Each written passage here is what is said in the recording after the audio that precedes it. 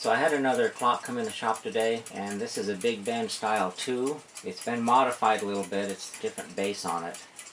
The customer does not want this, the outside of the clock to change. It's an heirloom. But a couple items that they were concerned with is, one, it won't stay running. When they try to set the hands, it's almost like you need to get pliers on there because the hands are setting really, really tight. But also when you set the hands, the alarm indicator hand follows the hour hand. I'm going to go ahead and open this up and service it. So let's get this to the bench and see what I can do to get this running again.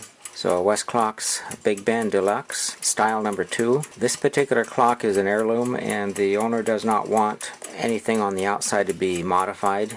Even though it does not have the original base on it, it has sentimental value, and they don't want it to be restored on the outside. They just want it to be preserved. This is for the steady alarm, and this is for the repeat alarm. And then this position here is for silent, and this position here is for the alarm. We'll go ahead and open this up and see what's going on. The customer has told me that this particular clock, when you set the time, the alarm hand follows the hour hand. It tracks with it. And I'll turn it here and you can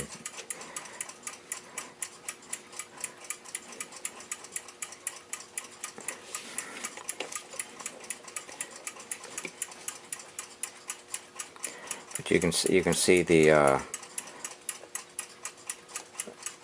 alarm hand is tracks with the hour hand, and there's an adjustment in there that we can do to fix that. And also the knob for setting the time is really snug. When turning the dial to set the time, it turns very, very tough. You almost have to get some pliers on it to turn it. There's a clutch in there that needs to be adjusted. We'll be going in there and doing that. And then also the knob for the winding up the time is starting to come loose. So we'll need to correct that, but let's get it opened up and get it ready to get cleaned. I see they do not have the original screws in here. These are much larger. In fact, they're kind of mismatched. But let's pull this apart, see what we can do with it.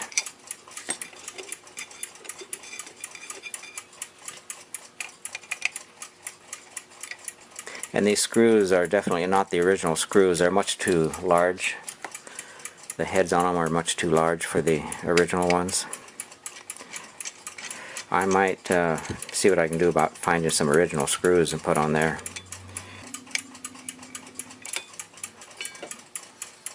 That looks fairly clean in there.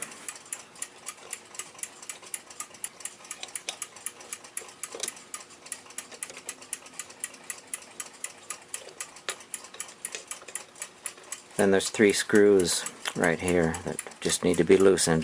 They don't need to be taken out. And then this will rotate slightly, about 1/4 inch. That looks nice and clean. When I pull these movements out, you'll always want to pull this lower half up higher than the top half. That's just how they come out.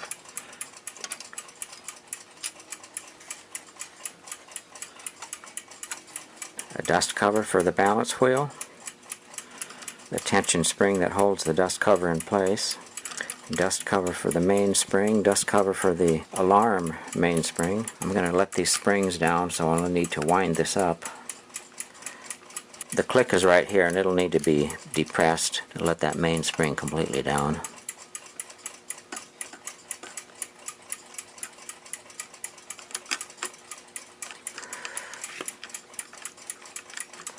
Right now I'm going to pull the hands off.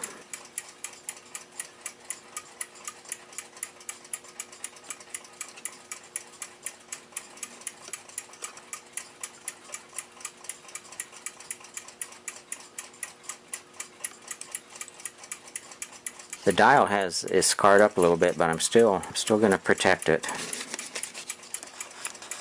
I don't want to do any further damage to it.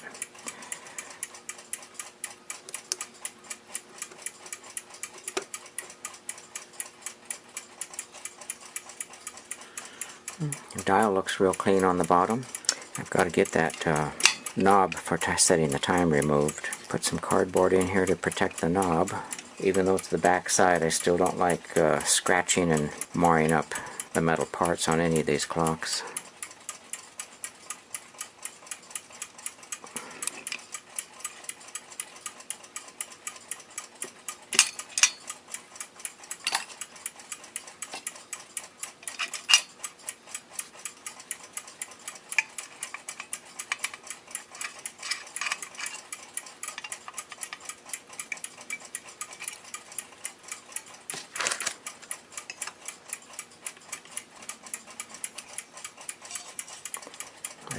tension spring.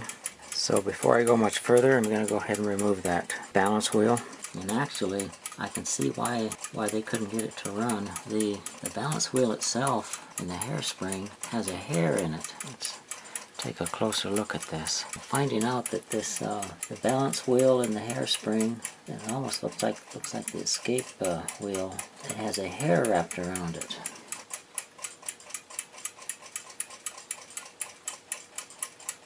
It has a hair that's been, you can see the hairspring pulling. It's got a hair that somehow got in here and it's wrapped itself around the balance wheel. It's inside the hairspring and it's wrapped around the escape wheel. Right here you can see where it's wrapped around the escape wheel. So we'll get that out of there. No wonder it's not running. We'll get that balance out of there. And the balance itself looks like it has too much end shake in it. You can see it's moving. Well, let's get that out of there and just loosen up this wedge a little bit, and then get some tweezers. And hairspring looks a little bit bent up on the end here, and so I'll rotate this to get it out of the stud here, and then after that it needs to go slide through the regulator.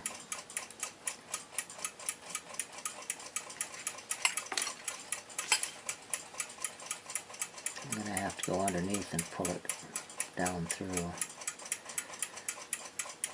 because it has that little bit of a bend in it. Now it needs to go through the regulator.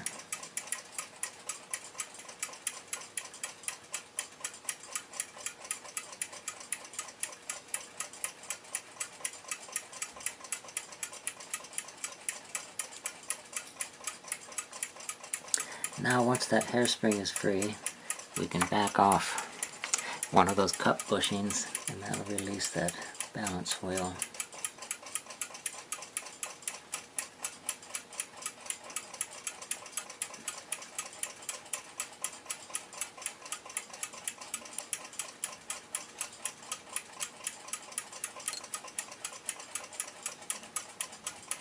Yep, we'll continue dismantling it. Alarm setting wheel. There's a washer. Then there's a tension spring. Then we have a bushing on here that's threaded. A real good way of removing those that I have found. You can use a pin vise, which these pin vices come in all different sizes. And there's different collets that you can place in there. And then this, if you've got one that the collet will fit on that bushing, you can just mount it up and spin that bushing off using a pin vise. I don't have a collet that's large enough for that, but I do have a collet from the lathe that fits it. And then I've got a holder here, and this is what I'm going to use to take that off. We'll just slide this on here. It'll go over that bushing. Then you can tighten it in the collet, and then from there it'll just spin off. And then loosen this up. And that's a real non-destructive way of getting that threaded bushing off. When you put a pair of pliers on there and start reefing on it, it mars the brass on it. And after that there's another washer. And then the tension spring. That alarm setting shaft will slide out of there as long as we take this lock washer off the front, this locking washer. And that's held in there with a lock wire on here. We'll remove this wire out of this post here. Straighten that wire out a little more.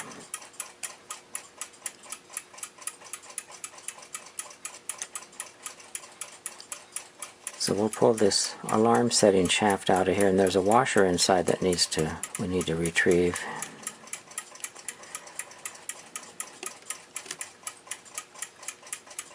There's the shaft, and then here's the washer. Put that back on the shaft. Next I'm going to pull the mainsprings out. I've already released the power from the mainspring.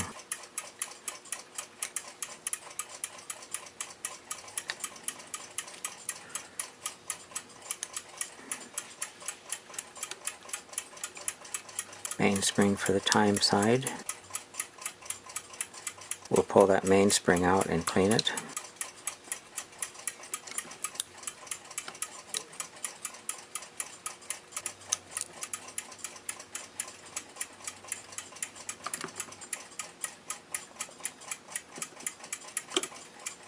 Mainspring for the alarm side.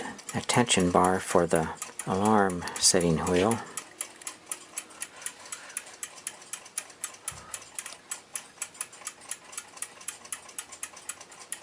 Okay, this back plate is ready to lift off. And that's actually extremely clean looking. Now we can see that hair. You can see how the hair is all wound up around the escape wheel tooth. Looks like it's wound around the pallet fork too. There's the pallet fork and the escape wheel. I'll get this hair out of here.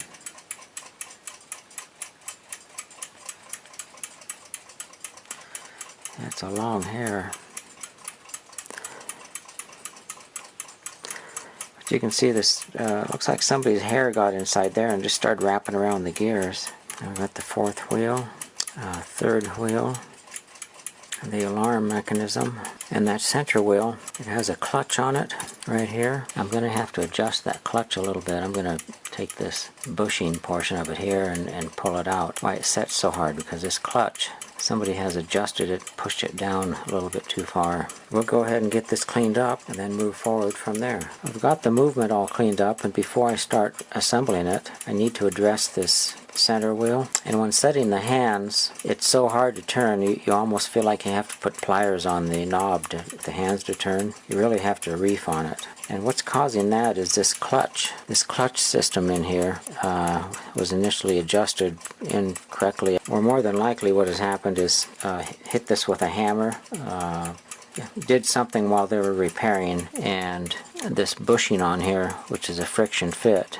has been pushed down. You can see it's pushed down past the shoulder of the shaft. And so what I'm going to do is adjust this bushing out slightly. It's not going to take much, probably about 2/1000ths of an inch, and that'll make that clutch in there slide more freely. And how that works is, here's the setting wheel knob.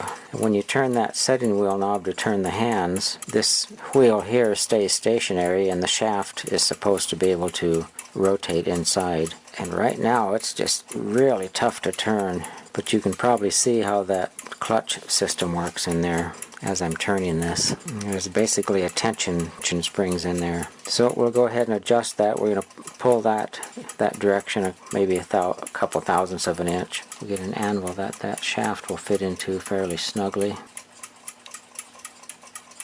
And then we'll take a couple of pry bars and we'll go on either side of that. We'll kind of straddle it here. It's not going to take much.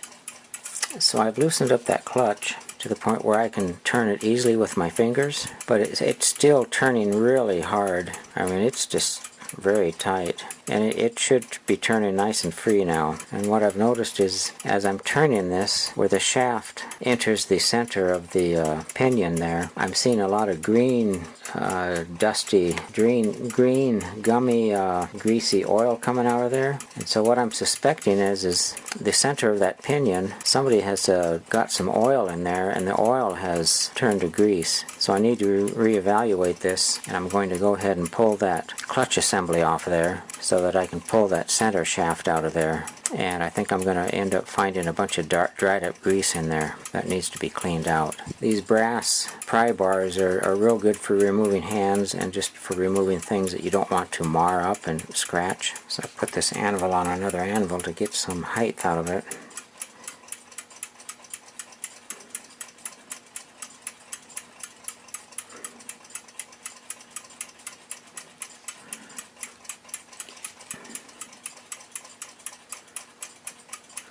So here's the clutch assembly, and here's the actual friction ring of the clutch. Now we need to get that center shaft out of there without damaging anything.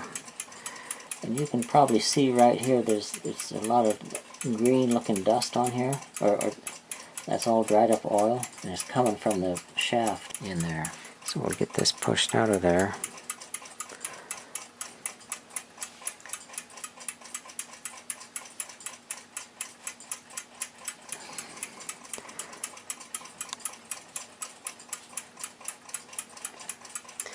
Let me get the knob off of here now.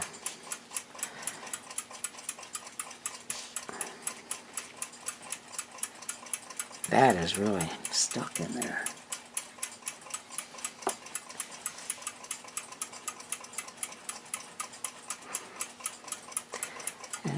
And here you can see the dried up oil.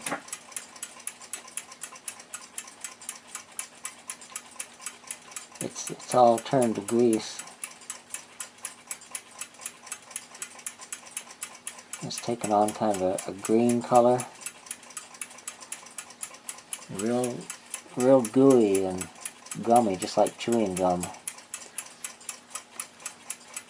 And there's a little closer look at the shaft, and then all the gunk that's on it.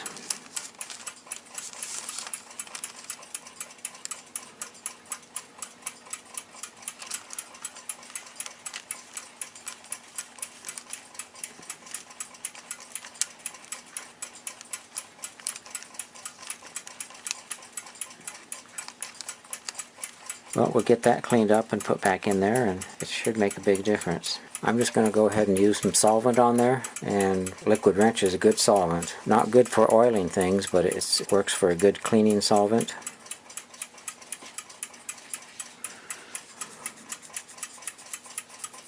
That's getting that gummed up oil off of there just almost immediately.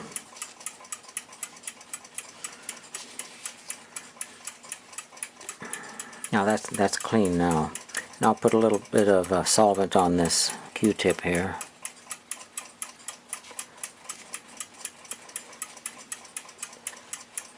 And then I'll clean the inside of this hub with this Q-tip. I imagine a pipe cleaner would probably work good too.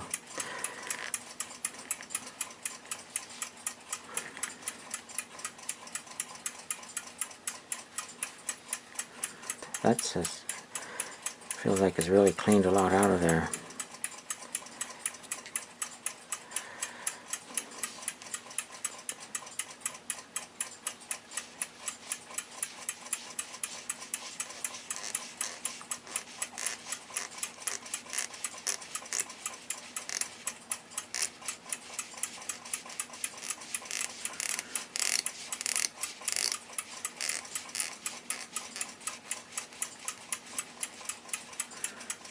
You can see that's gotten a lot of dirt out of there. Then we'll run this Q-tip through here.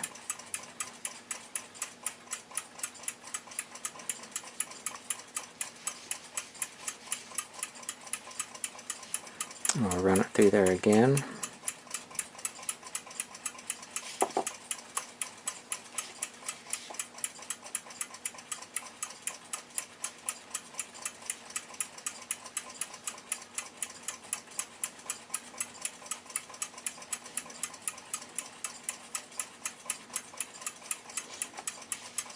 So I've got that center shaft all cleaned up and the hub all cleaned up inside, and you can see that it freewheels on there. That's the way it should be. Now I just need to reassemble it. And here's the backup washer, and the hub goes on there, and then here's the clutch disc itself,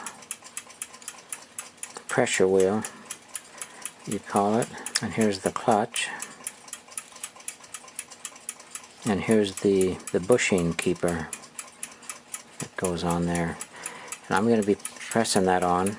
I'll use a anvil. I just have to make sure when I press that on there I'm not pressing against the pinion, because it'll distort. So I need to put all the pressure on this center steel shaft, which means I have to find one of these holes that is quite small.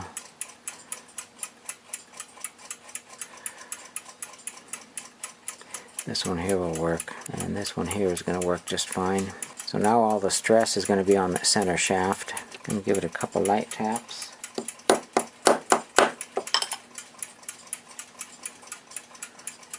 It's still a little bit loose, so I'll tap a little bit more.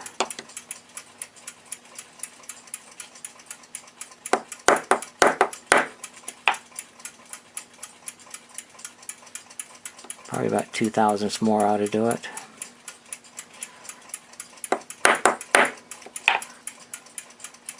Okay, it's snugged up now.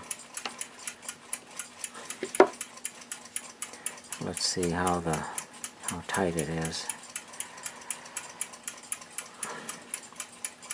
Oh, that turns nice. So if you've got a big bend and it's very tough to turn the knob for setting the time, you'll need to get into that center wheel and pull it apart and clean out the inside of it. Okay, I've got to get that center wheel pinion on there. And before I do that, I'm going to a couple drops of oil on that point.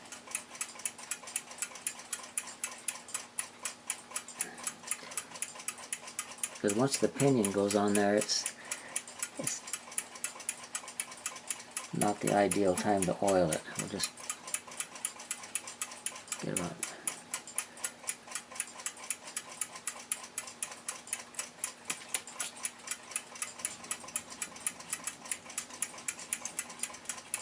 and we'll place that in here on a fairly loose hole, and then I can tap it from this end right here.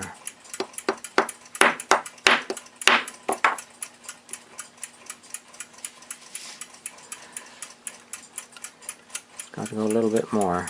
I'm going to put another anvil under it to get a little more weight.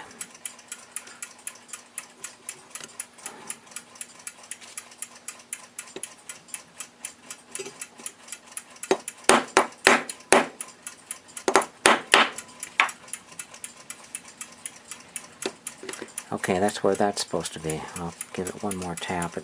I thought I felt it bottom out, but we'll go another tap here.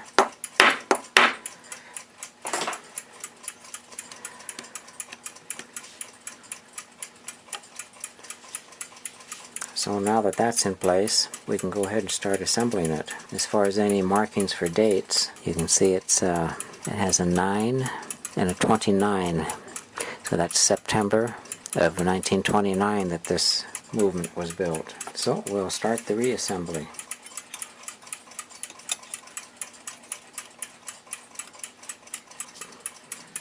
Fourth wheel. I polished all the pivots on these. Escape wheel. And on this pallet fork, if you look real close, you'll be able to see on these pins where the escape wheel has been riding on it, right here. And on this pin it's right here. That's where the oil goes on these pallet forks. Just a drop of oil on each one of those surfaces. You don't want to oil the escape wheel. So I got all these wheels mounted in here. Time to put the back plate on. So we've got this pretty much assembled. Time to oil the mainsprings and get those mounted. I'm going to just use some mainspring lube for the mainsprings. Just put three little dots of mainspring lube on it, each one of them.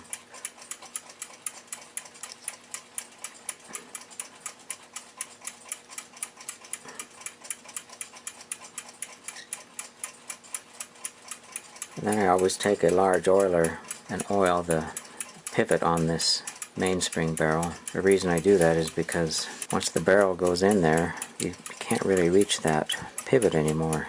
Yes, you could reach it through there, but it's a long reach. So this one's ready to go back. And for the alarm side, this one's ready. The mainspring for the time side, mainspring for the alarm side.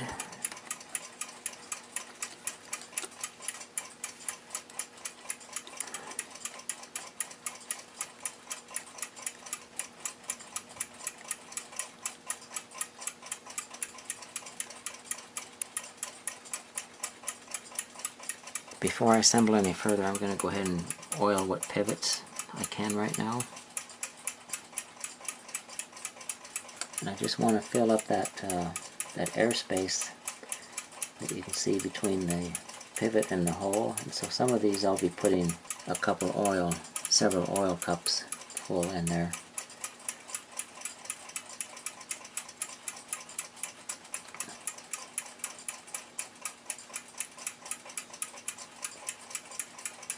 This is the largest oiler I have.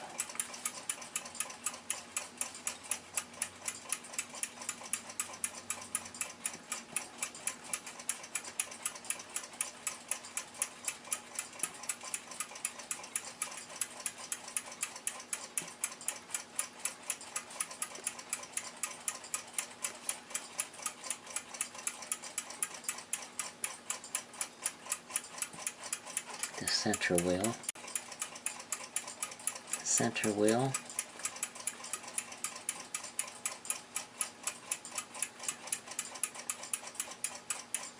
Now what are the alarm mechanisms?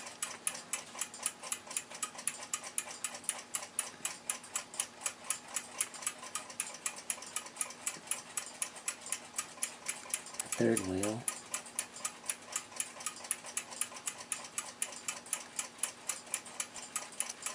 fourth wheel,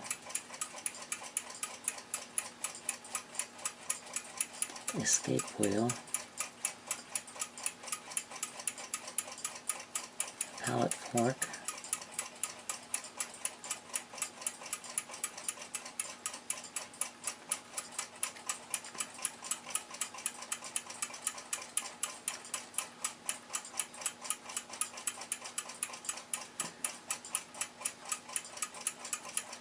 okay, we got one drop of oil on one stone and another small drop.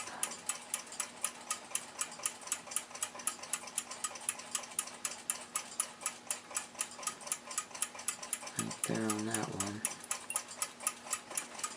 And now for the alarm indicator shaft, we need to put this intermediate gear on there first and then run this shaft through here. And it takes this washer in here. It's a thrust washer.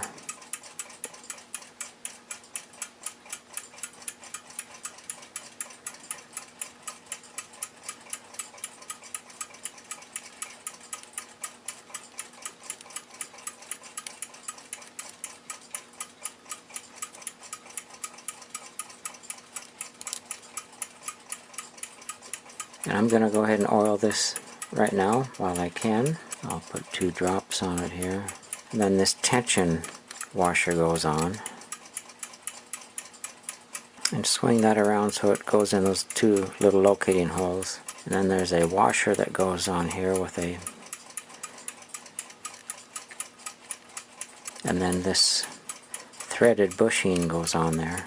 And before I go any further, I'm going to put the hour wheel on there. Now we need to lock this intermediate gear on. We do that with a piece of wire. Any soft wire would work. That's some soft brass or soft steel. This is actually copper.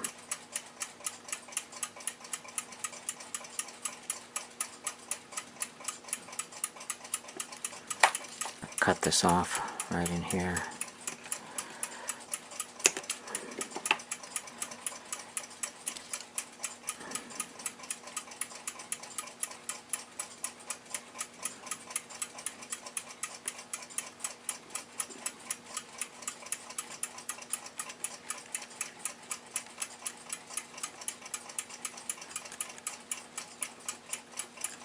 Okay, now to continue on this alarm setting wheel, it's now locked on there, it won't come off. In order to set that up, we need to put the time setting knob on, and that turns much nicer now.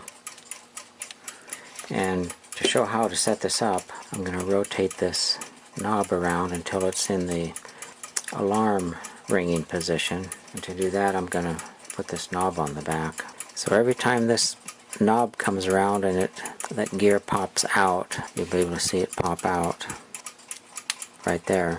That means that the alarm is ringing. So if we set these hands on here, if the alarm indicator is at 12 o'clock, and let's say the hour is at 12, and we'll put the minute hand pointing in the same direction. Anytime the hands for keeping time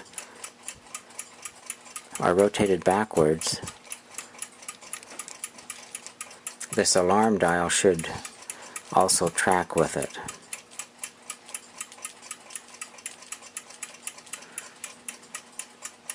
And anytime the hands are rotated in the clockwise position,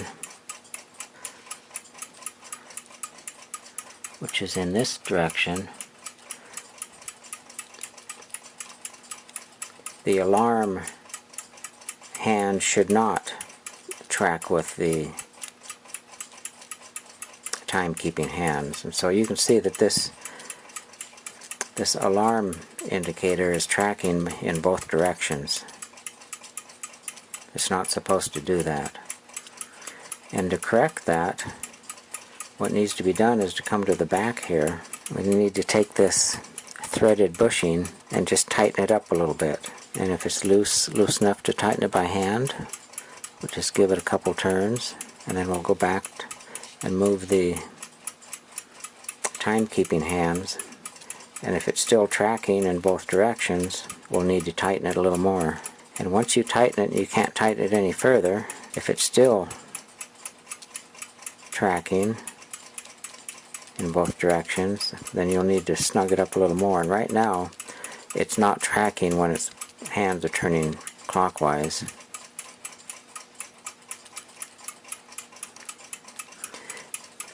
So this is right about where it should be, and you can give it just a little bit more.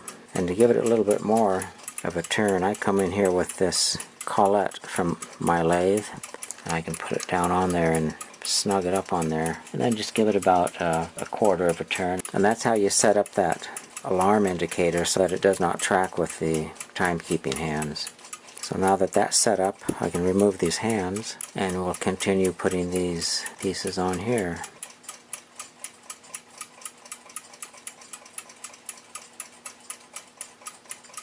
And this is a good time to put this knob on here. So the next item is the balance wheel and balance staff. Let's look that over. The pivots look real good on it. I'm just going to go ahead and throw this in the cleaner. Hairspring looks a little quite a bit bent up on the end. It's not real concentric. The distance between these coils should be equal all the way, and right here. And when it gets to this end here, that spring is all bent up. I'm going to go ahead and remove that hairspring off of there, get the balance cleaned up, and then do a test fit in the movement and pay particular attention to that spring to make sure that it's where it's supposed to be in there. Right now I'm going to make a note of where this cut in the collet is in relationship to the balance rim, and I can see that this cut should be lined up with this arm, this balance arm right here. So when I put this hairspring back on, I'll line that split up with this arm here, just to the left of the impulse pin. But we'll get that hairspring off and get the balance cleaned and get it back in the movement and see what it looks like.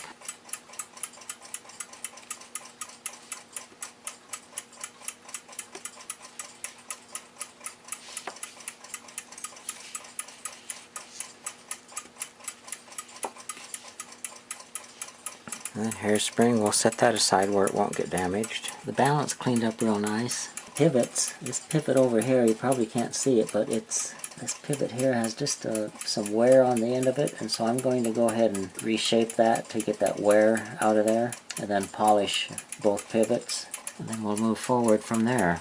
So I got the balance pivots all reconditioned, all polished up, and it's ready to go back in the movement. But as long as I have it out in it just takes a couple minutes to put it on the poising tool and just kind of check it to see how well balanced it is. If it's really extremely off, I may consider poising it. Okay, there we go. But we'll see what it looks like.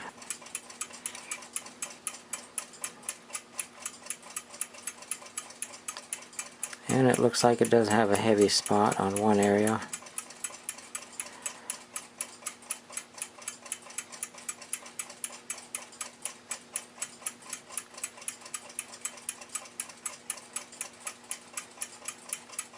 In fact, it looks quite heavy. Let's put it on this other poising tool. This tool here is mainly for smaller balance stabs that have actual pivots on them, and it's not really made for this style of a staff. But we'll just see what it shows like up on here.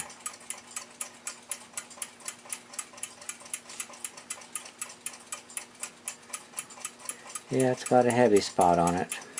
Let's go over just a...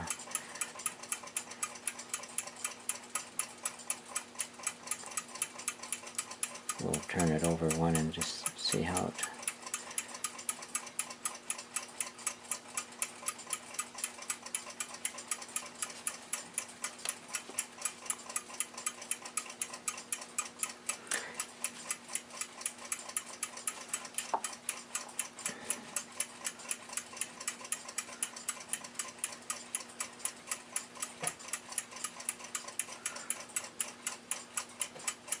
So we'll set this balance wheel aside, and I need to start looking at that hairspring before I install it.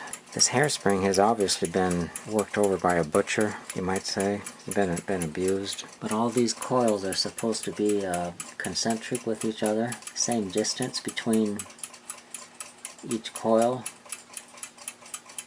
And right in this area here, it has a bend right here, and right here it's almost kinked. And I'm concerned that I need to get that kink out of there, and I'm concerned that it might break. But I don't know what happened to this mainspring, but somebody was working on this that didn't know what they were doing. All those coils are supposed to be on an even plane, and you can see right here that it curves out.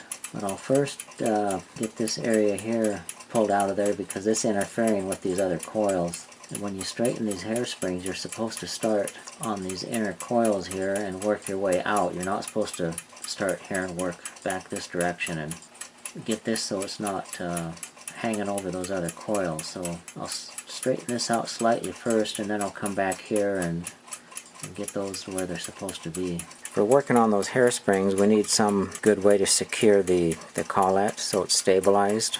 And here's a collet holder, but this one here is just a little bit small. And here's another holder that will secure the collet and hold that hairspring, but there again, the center of it's a little bit too small. And then here's another style here. This is actually large enough to hold that collet, and so I'm going to use this for holding that hairspring while I'm straightening it.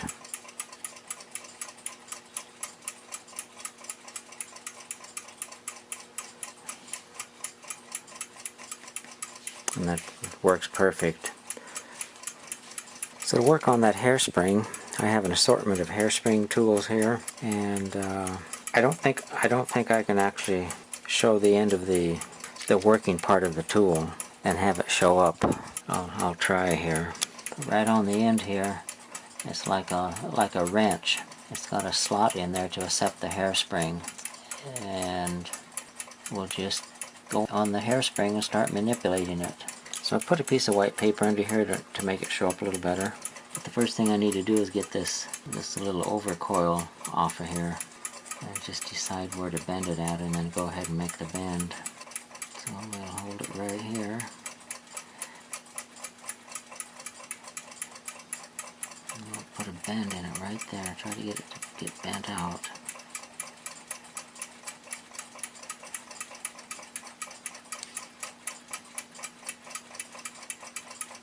Okay, we got that a little more where it should be. I think I might put that in the clock right now. I'm also going to get this kink out of it right here.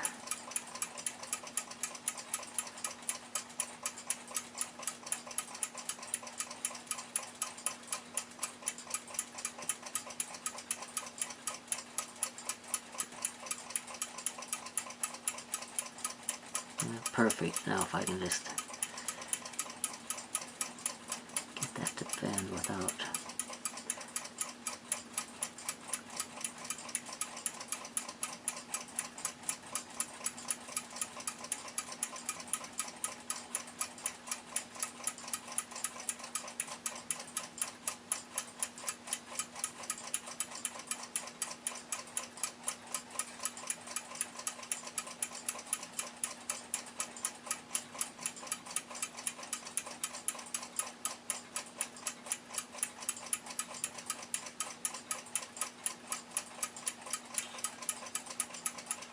Okay, I'm going to put that in the movement and just see where the regulator rides through this spring. That's important to know before I do any further adjustments. So I put this on the balance wheel and put it back in the movement. And the regulator and this part of the hairspring does slide through the regulator quite nicely, without it laying up against one side or the other of the regulator. This area here has a twist in it, and I'm going to go ahead and try to get that twist out of there, because when we put that wedge in there, it ends up making the whole hairspring run sideways, so it's not perpendicular anymore.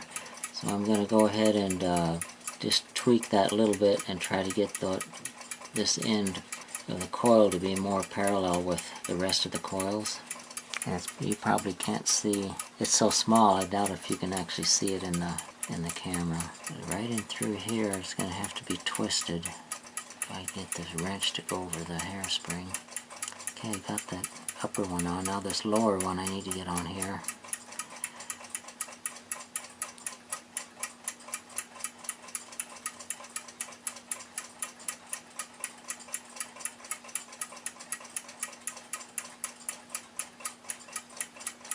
Get that lower one on there and just give it a little bit of a twist.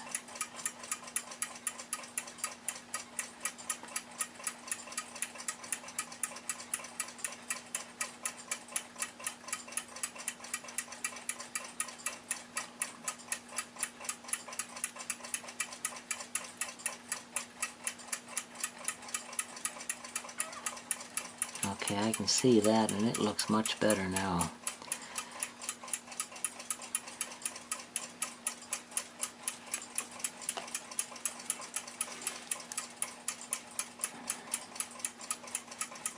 Yeah, that looks almost perfect now. But that looks pretty good now. I'll go ahead and mount it back on the balance wheel and put it back in the movement and see how it looks again.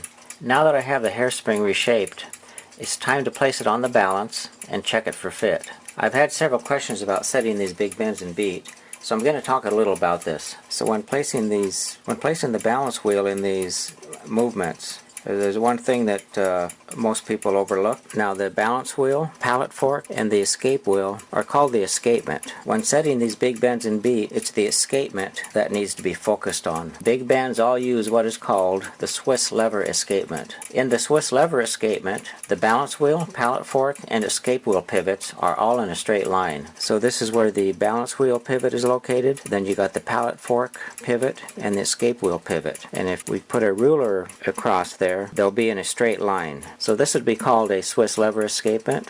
When setting the Swiss lever escapement in beat, the escapement needs to be static, so no power on it from the mainspring. Once all power is off the escapement, the hairspring will bring the balance wheel to rest. And to set the escapement in beat, the impulse pin located on the balance wheel needs to be located so that it's lined up with the pallet fork and escape wheel pivots. If the impulse pin needs to be adjusted, the hairspring collet needs to be held in place and the balance wheel needs to be rotated until the impulse pin is pointing to the pallet fork and escape wheel pivots.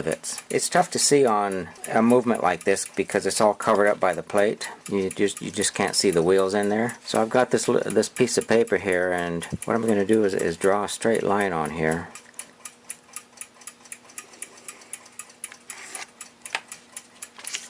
Let me zoom up on this. So when setting these big bends in beat, we're going to be dealing with the balance wheel, and then we're going to have a pivot here, and that's the pallet fork pivot, and then there's also another pivot here, and that's got the escape wheel on here. So we'll label this one here EW for escape wheel. This one here we'll just label P for pallet fork. And when setting these big bends in beat, all that means is that once this balance wheel is mounted with a hairspring on it, and when it's in a static position, which would be no power on it from the mainspring, this impulse pin needs to be on this straight line plane. If for some reason the impulse pin is off to the side, that would be considered not in beat. And to adjust that impulse pin, what needs to be done is a small screwdriver needs to be inserted into that collet that is on the hairspring, and it needs to be held in place, and then you can just take your fingers and rotate this balance wheel until the impulse pin is in line, and then you remove that screwdriver and the balance wheel should stay. A good reference to use on these big bends is this impulse pin is always lined up with this one arm on the balance wheel. So now instead of looking at the impulse pin, what you can do is just look at this arm on the balance wheel and just line that arm up with this imaginary line in here. And if that arm is lined up, then the clock will be in beat. If the arm is off to the side, it's out of beat. that arm needs to be pointing in that straight plane. And so the hairspring, once it's in the clock, is mounted stationary, and in order to get that balance wheel in beat, the hairspring needs to be held in place. So while it's in the clock, you take a small screwdriver, hold it in this collet, and then you rotate the balance wheel, and that'll put it in beat. So now I'm going to go ahead and mount this hairspring, and this split in the collet was on this arm, was located on this arm. I know I'm going to have to tweak it a little bit once it's in there, so get this so it's clocked correctly.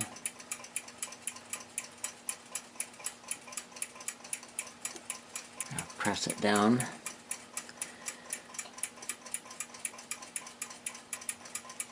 Now we'll put that in the movement, see what can be done to get that hairspring adjusted so that it's level.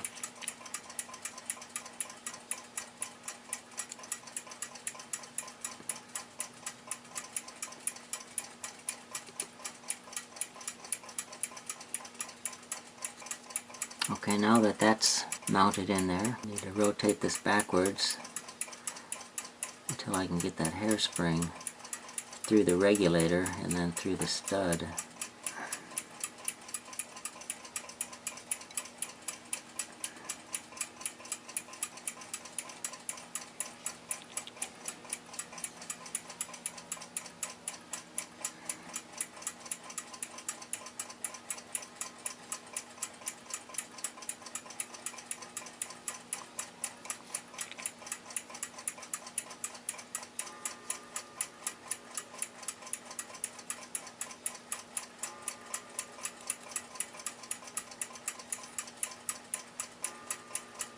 Now I need to get the retaining wedge placed in there.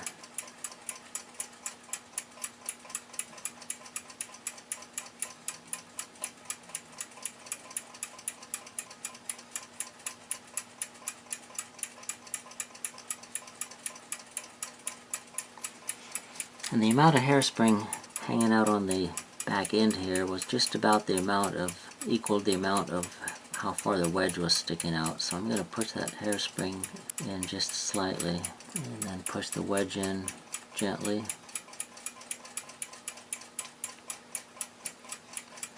Hairspring in just a little bit more. The hairspring needs to be adjusted in the flat a little bit.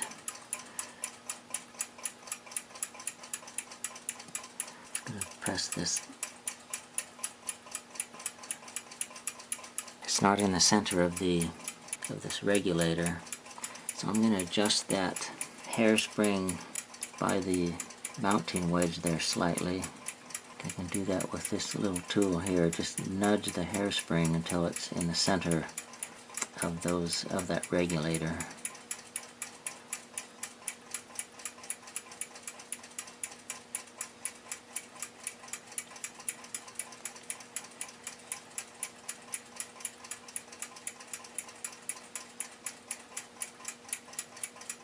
Okay, that's where it's supposed to be. Now I need to adjust it for the flatness of it. And to adjust it for the flatness, I'm going to use this tool. I'll need to go in there by the hairspring right next to the mounting wedge. Just give it a little bit of a twist. But I need to grab that hairspring. It's kind of tough to do this on camera, but I can go right through here and grab hold of that hairspring. Okay, that did it right there. It's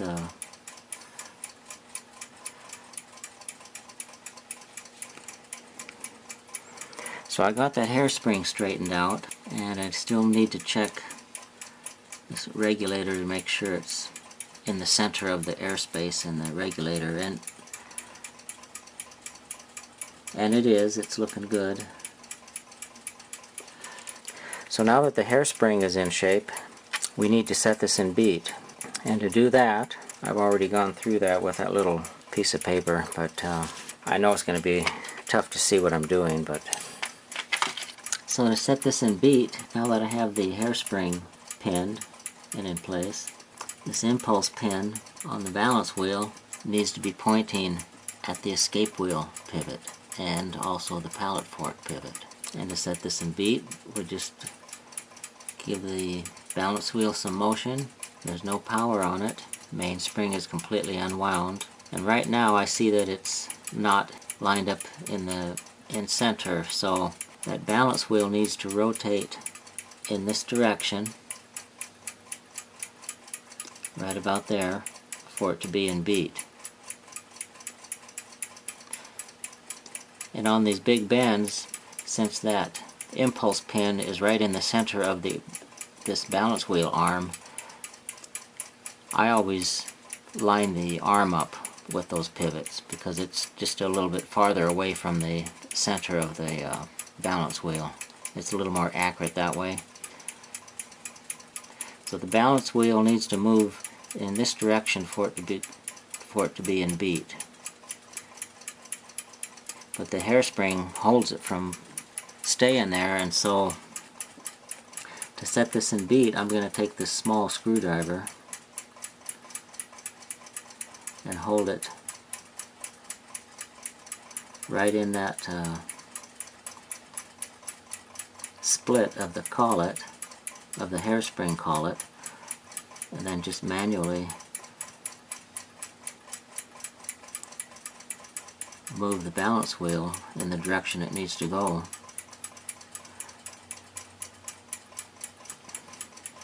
That screwdriver is too small. I'm going to get a larger one.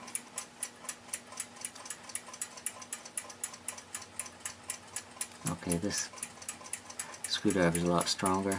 So I'm going to hold that hairspring collet and then just rotate the balance wheel. And it's going to slide.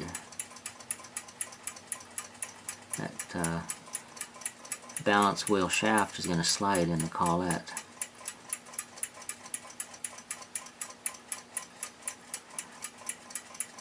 Do that a few times and then release it.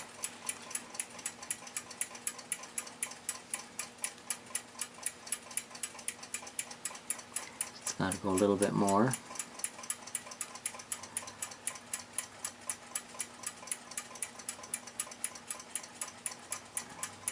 And then release it.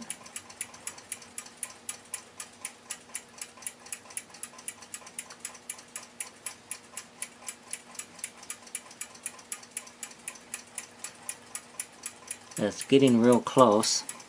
Got to go just a little bit more.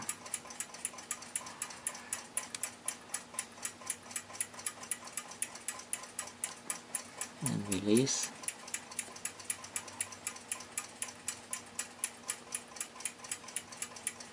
Now I've gone just, I believe I've gone a little too far. So I'm going to bring this back slightly in the other direction.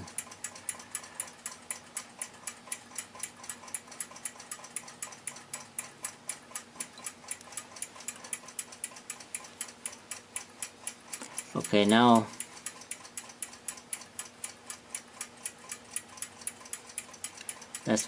that's perfect, right where it should be. So now that I have the escapement set in beat, I'm going to go ahead and oil the balance staff pivots.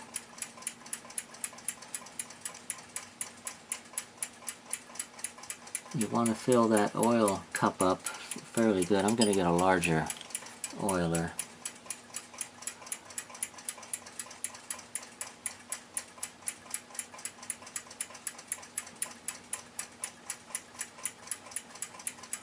You don't want the oil to be running out of there, but you want to get that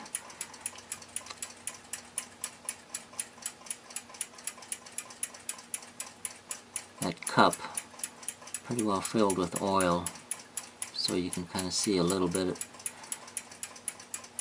of it next to the balance staff. And what that does is it keeps plenty of oil in there, and it also creates a seal, like an oil film seal on the outside of it. I'm also going to go ahead and oil the pallet fork pins. Those pins need to have a drop of oil on the receiving surface where that escape wheel touches. It doesn't take much.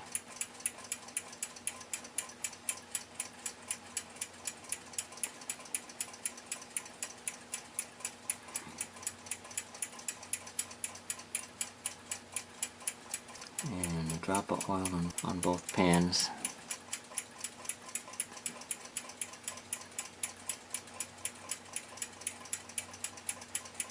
So we've got this movement running, just it looks like it's running really strong.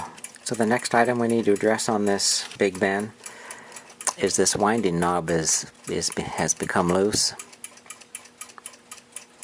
That's a fairly simple fix, but the shaft of it is going to have to be supported in a anvil so that the anvil presses against the shoulder. If you try to do it and you just hold the anvil against the end here, you're liable to distort the threads on it. So we need to choose a hole in here that this fits really snugly in. It's this one here. Now that's supporting the shoulder of that shaft. And now I can come up on top of that shaft and swedge the brass over onto the knob itself. And to do the swaging, I'm going to use this hollow punch, because that fits the original punch mark on that shaft. But to do that work, we need a more weight under that shaft than this small anvil provides. So I'm going to use this weight here. This is probably about a 4-pound weight. And I'm just going to lay this on top here and then punch that down. And when doing this type of work, it's better off to give it small taps. Small taps seem to always work better because that metal will move slowly with each little tap. So just a bunch of small taps here.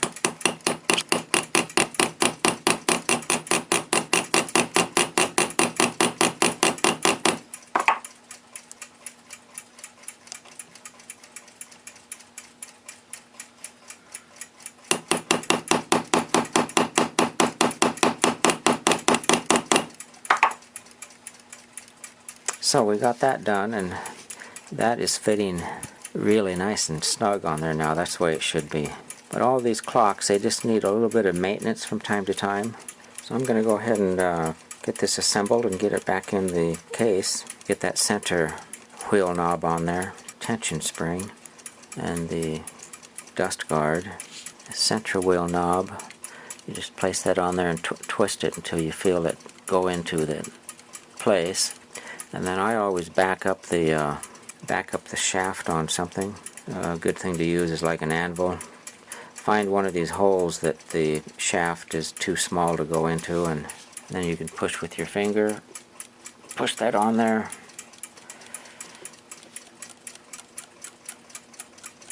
And you'll feel it slide down on there. Tension spring, dust cover for the balance wheel, and the dust cover for the alarm mainspring, a dust cover for the timekeeping mainspring.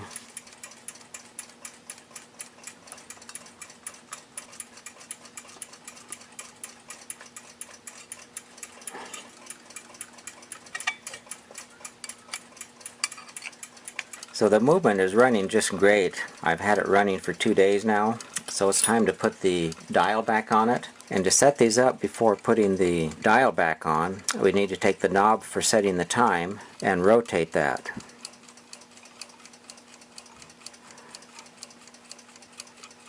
And rotate that clockwise. And when rotating clockwise, we need to observe this little dog on here, and it needs to stay put. We don't want that to be moving at the same time. And so as I rotate this, as if I were going to set the hands in a forward motion, that little dog is not moving, and that's good. If it is moving, what's going to need to be done is the back's going to have to be removed, and that little bushing on the shaft that sets the alarm is going to have to be adjusted so that that clutch pressure is different. So this is the way it should be operating. And then once it comes into the area where the alarm is going to ring, where this little dog is here, this gear here will jump up, and that'll make the alarm ring right there. And so now the alarm should be ringing. it frees the alarm up. And then if we turn the time hands backwards, then you'll see this moving. So this is the position it should be in. This little dog here should be in the locking position. Now this is ready to put the dial on and then put the hands on. And I'm going to set this to 12. I'll press that on. And then the hour hand, and I'll position that to 12. And then the minute hand. And you'll want to make sure that the hands are not touching each other. This hour hand looks like it could go down slightly. So they should be parallel with each other. And then back in the case,